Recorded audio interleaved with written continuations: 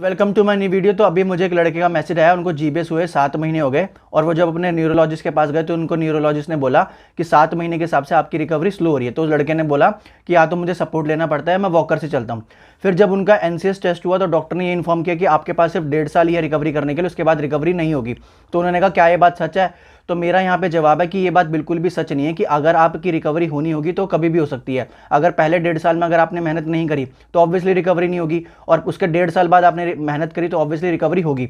तो मैं क्या कहता हूँ, जब भी आपको डॉक्टर ऐसी स्टेटमेंट देना कि जितना ठीक होना था हो गया, इसके बाद नहीं होगा या फिर आप वो ठीक नहीं हो सकते, तो उसको एक चैलेंज की तरह, उस एडवाइस को, उस बात को एक चैलेंज की तरह एक्सेप्ट करो और ये प्रूव करने के लिए कि yes you can do it. तो मैं आपको एक स्टोरी बताता हूँ कि एक बच्चा था, जब वो पैदा हुआ तो डॉक्टर ने कहा कि ज़िंदगी भर सुन नहीं सकता क्योंकि वो बिना कानों के पैदा हुआ था और उसको सुनाई भी नहीं देता था। लेकिन उसके फादर ने इस स्टेटमेंट को एक्सेप्ट नहीं किया और अपने माइंड में सोचा कि मेरा बच्चा सुनेगा और वो बहरा अब ज़िंदगी भर नहीं रहेगा।